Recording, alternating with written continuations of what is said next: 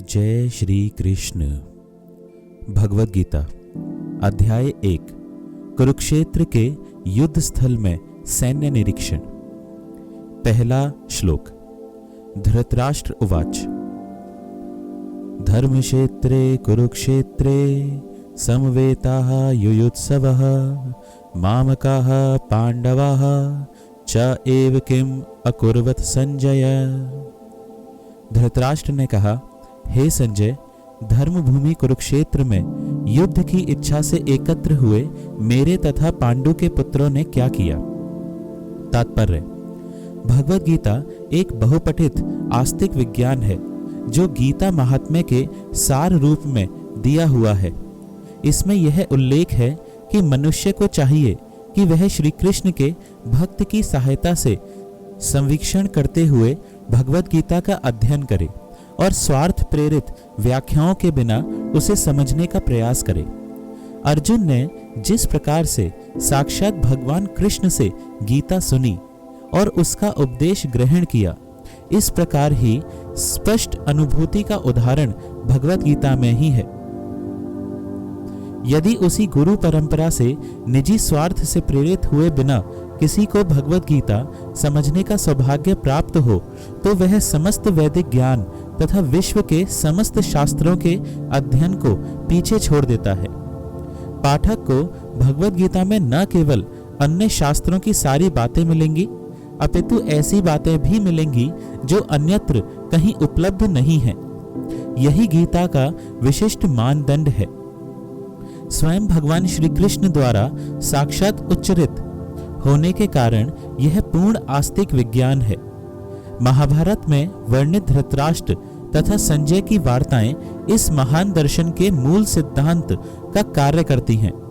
माना जाता है कि इस दर्शन की प्रस्तुति कुरुक्षेत्र के युद्ध स्थल में हुई, जो वैदिक युग से पवित्र तीर्थ स्थल रहा है। इसका प्रवचन भगवान द्वारा मानव जाति के पथ प्रदर्शन हेतु तब किया गया जब वे इस लोक में स्वयं उपस्थित थे। धर्मक्षेत्र शब्द सार्थक है क्योंकि कुरुक्षेत्र के युद्ध स्थल में अर्जुन के पक्ष में श्री भगवान स्वयं उपस्थित थे। कौरवों का पिता धृतराष्ट्र अपने पुत्रों की विजय की संभावना के विषय में अत्यधिक संदिग्ध था। अतः इसी संदेह के कारण उसने अपने सचिव से पूछा। उन्होंने क्या किया?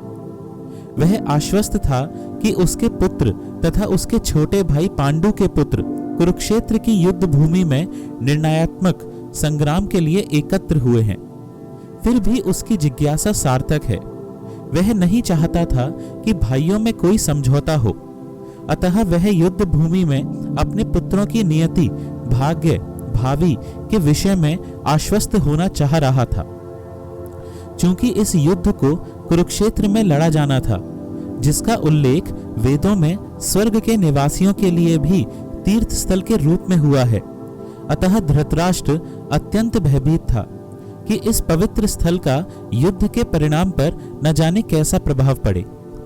उसे भलीभांति ज्ञात था कि इसका प्रभाव अर्जुन तथा पांडु के अन्य पुत्रों पर अत्यंत अनुकूल पड़ेगा, क्योंकि स्वभाव से वे सभी पुण्यात्मा थे। संजय श्री व्यास का शिष्य था, अतः उनकी कृपा से संजय धृतराष्ट्र ने उससे युद्ध स्थल की स्थिति के विषय में पूछा। पांडव तथा धृतराष्ट्र के पुत्र दोनों ही एक वंश से संबंधित हैं, किंतु यहाँ पर धृतराष्ट्र के वाक्य से उसके मनोभाव प्रकट होते हैं। उसने जानबूझकर अपने पुत्रों को कुरु कहा और पांडु के पुत्रों को वंश के उत्तराधिकार से विलग कर दिया। इस तरह पांडु के पुत्रों अर्थात अपने भतीजों के साथ धृतराष्ट्र की विशिष्ट मनस्थिति समझी जा सकती है।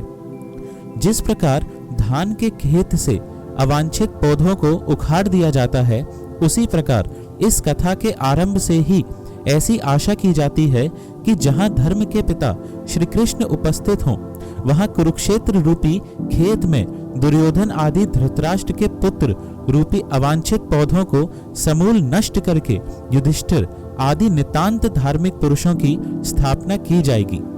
यहाँ धर्मक्षेत्र तथा कुरुक्षेत्र शब्दों की उनकी ऐतिहासिक तथा वैदिक महत्ता के अतिरिक्त यही सार्थकता है। जय श्री कृष्ण।